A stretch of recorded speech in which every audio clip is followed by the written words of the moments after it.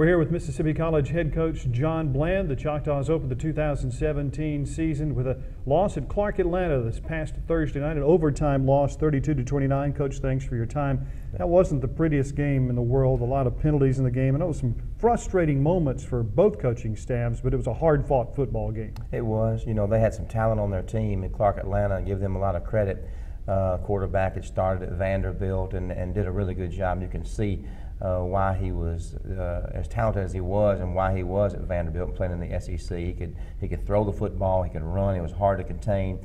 And but we did so most of the time in the second half especially. We really did a great job, our defense did, except for that one drive, and they took the ball down the field. We made a few mistakes, but for the most part played really strong. And then we thought we won the game at the very last play before overtime, but there was a penalty, and I've yet to see that on film. But you know, it's the officials' judgment, and went against us. So we really fought hard, and I felt like we're going to make some improvements this week.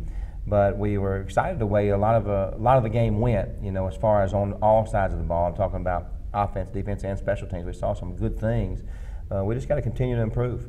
You know, McCrary was probably one of the better quarterbacks the Choctaws are going to see all season long, and I thought the Choctaws got pretty good pressure on him. And they had some receivers in the first half that made big plays that kind of disappeared in the second half, and that was because of that pressure. I believe so. And you know what? When our defense does give pressure like that, the one thing they didn't get is a sack, and that was credit to the quarterback, you know, because he got rid of the ball. He threw some away.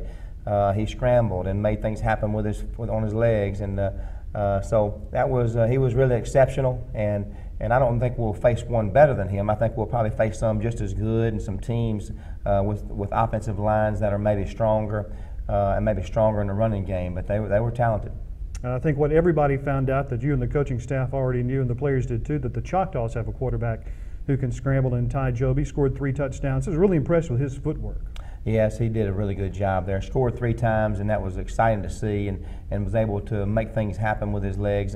And we just got to be a little more consistent in the passing game. A lot of that has to do with our quarterback, but some of it has to do with our offensive line and our backs that are protecting to give him a little more time. And we worked on that this week. We addressed that, and hopefully we'll make improvements in that passing game attack. I felt like our running game was pretty strong. We did do a good job of running the football, and of course we can't run it every play when they load the box. We've got to be able to throw it.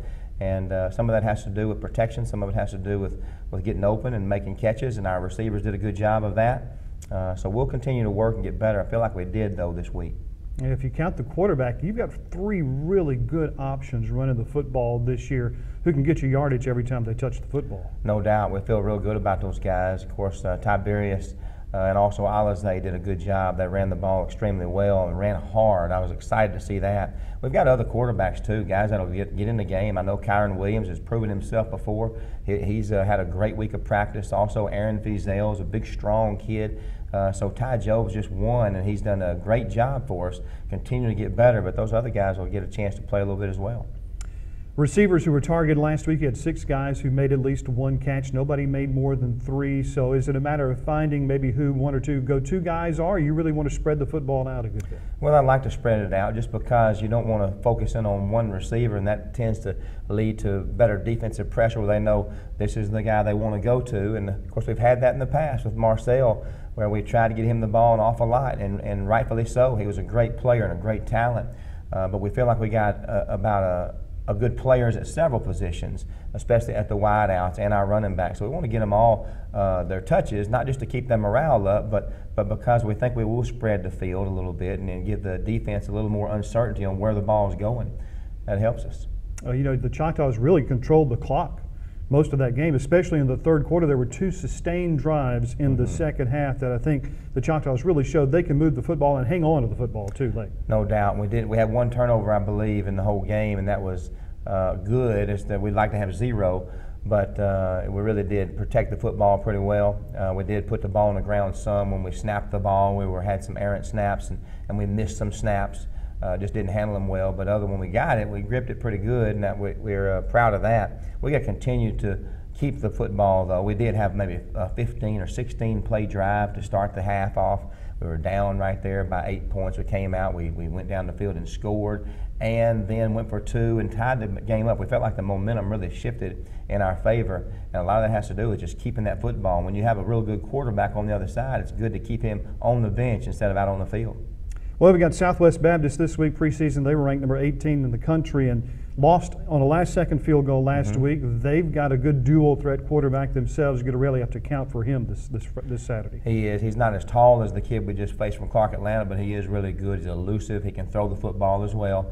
But he's a dual threat, and he's going to be able to run the ball. And that he was our leading rusher last week in their loss in a tight game, just like ours. And they were on the road, just like us. The only thing is they're at home this week, and we've got to make that trip. So we really got to be prepared, and I think we are. Our guys are really focused. You know, we're 0-1, just like half the teams in America right now. Just 50% of them are 0-1, 50% of them are 1-0, and that's just the way it is. And that's a lot. That's a high percentage, isn't it? It seems to be. But I tell you what, our guys are focused in and know that that's just a football game. We're going to continue to grow, continue to get better, and I feel like we're going to go in there and have a chance to win this week. I would think the vast majority of teams who opened on the road in week 1 are at home for week 2, but the Choctaws are on the road for week 2 and again for week 3. Right. Have you talked to your team any about what it means to open 3 straight games on the road? Well, you know what, it can mean a lot. It's probably more to me than it is. I'm the oldest one out there, so it hurts me more. It took me a couple of days just to get my back in the line there after that bus ride, but we're going to have another one. We'll arrive back here. And I don't even want to think about Sunday, but we'll be arriving back here at about 6:30 in the morning. And then we've got to get ready for West Alabama at that time. So it is tough. There's no doubt about it. These guys are resilient, though. They, although they're just going to play in a football game, and then they're going to get back on a bus. That's the toughest thing, but it's part of Division II football. We can't hop on a plane and be back in 2 hours. That's just part of it. You got to get on the bus. You got to, I guess, go through a little bit of pain, even in travel. Well, Coach, we appreciate your time. Good luck this Saturday against the Bearcats. Thank you.